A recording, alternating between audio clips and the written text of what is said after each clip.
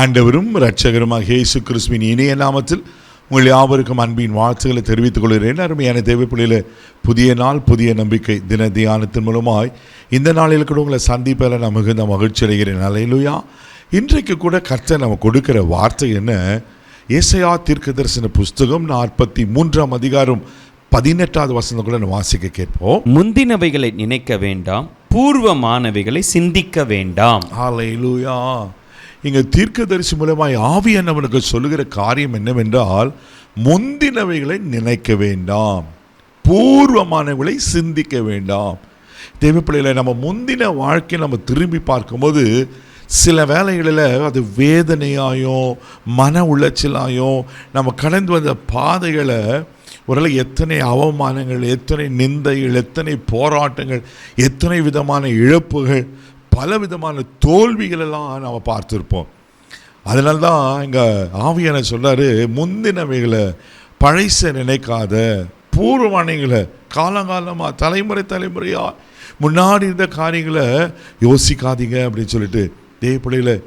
ஆமாம், நாம் அப்படி நினைக்கும் போது நமக்குள்ள வேதனைகளும் கசப்புகளும் வைராக்கியம் தான் அதிகமாகும். அதுக்கு மாறா ஆண்டவர் என்ன சொல்கிறன்னா, நீங்கள் தொடர்ந்து அதே ஏசாயா 43:19 வாசிக்கும் போது இப்படியா சொல்லப்பட்டிருக்கு, வாசிக்க கேட்போம். இதோ நான் புதிய காரியத்தை செய்கிறேன், இப்பொழுதே அதை தோன்றும், நீங்கள் அதை அறியீர்களா?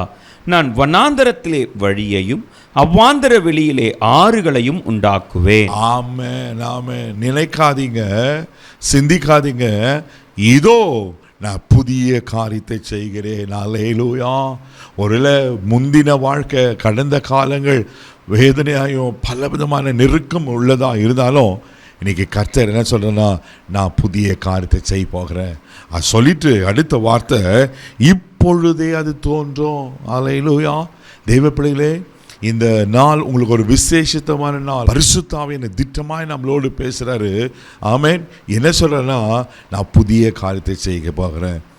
அது ஒருவேளை நமக்கு வேண்டிய அடையாளம் இல்லாமல் இருக்கலாம், சாதகமான சூழ்நிலை இல்லாமல் இருக்கலாம், ஒருவேளை வாய்ப்புகள் இல்லாமல் இருக்கலாம். சோர்ந்து போகாதீங்க. என் ஆண்டவரால் முடியாத காரியம் ஒன்றுமில்லை. ஒரு நொடி பொழுதில் அவர் அற்புதங்களை செய்கிற கர்த்தர். அப்படி இல்லாதவிலிருந்து இருக்கிறதை போல அழைக்கிற கர்த்தர். ஆமென். தெய்வ பிள்ளைகளே, அப்போ ஆவியான சொல்றாரு, புதிய காரியத்தை செய்கிறேன் என்று. அது சொல்லிட்டு அடுத்த பகுதி சொல்லப்பட்ட, நீங்கள் அதை அறியீர்களா? நான் வனாந்திரத்திலே வழியும் அவாந்தரில் ஆறுகளை உண்டு பண்ணுகிற கர்த்தர். அல்லேலூயா. அது வனாந்திரம் வந்தால் கர்த்தர் அதில் வழியை உண்டு பண்ணாரா? பிரதர், 100% உண்மை.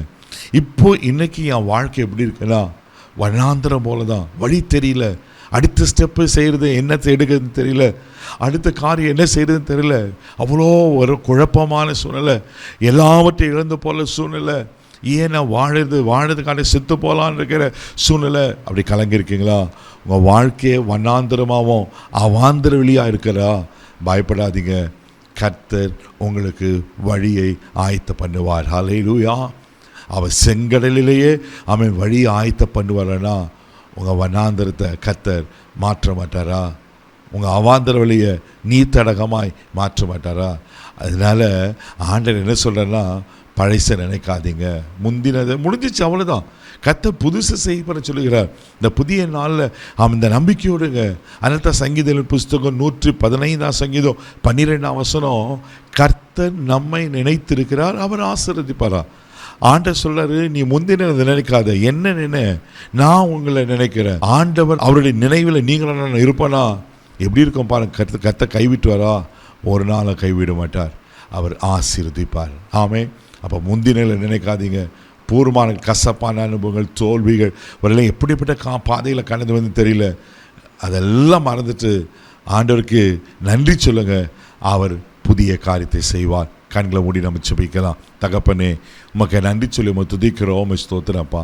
முந்தினவைகளை நினைக்க வேண்டாம், பூர்வமானவர்களை சிந்திக்க வேண்டாம், இதோ நான் புதிய காரியத்தை செய்கிறேன்னு சொன்ன கர்த்தர். அப்பா, இன்னைக்கு ஒரு புதிய காரியம் செய்யுங்கப்பா. கடந்த நாள் நினச்சி சோர்ந்து போய் ஆண்டவரே மக்கள் ஸ்தோத்திர வேதனையோடு காணப்பட்டிருப்பாங்க. அந்த காலவெளியில் கர்த்தர் ஆண்டவரே மக்கள் ஸ்தோத்திரங்களுக்கு புதிய காரியங்களை செய்வீராக ஜெபிக்கிறோம். நீங்கள் எங்களை நினைப்பீங்கன்னா அது எங்களுக்கு ஆசீர்வாதம்ப்பா. ஆமென் ஆண்டவரே. நாங்கள் உங்கள் நினைவில் தான் இருக்கிறோம், நீங்கள் எங்களை மறந்து போகல ஆண்டவரே. அதுக்காக உமக்கு நன்றி சொல்லுகிறோம். தொடர்ந்து நடத்தும், இந்த நாள் முழுதும் பாதுகாத்துள்ளோம். கிருபைக்கு ஒப்புக் கொடுக்கிறேன் இயேசுவின் மூலம் ஜெபம் கேள பிதாவே, ஆமென். கர்த்தர் புதிய காரியத்தை செய்கிறார். தைரியமாக போங்க. God bless you.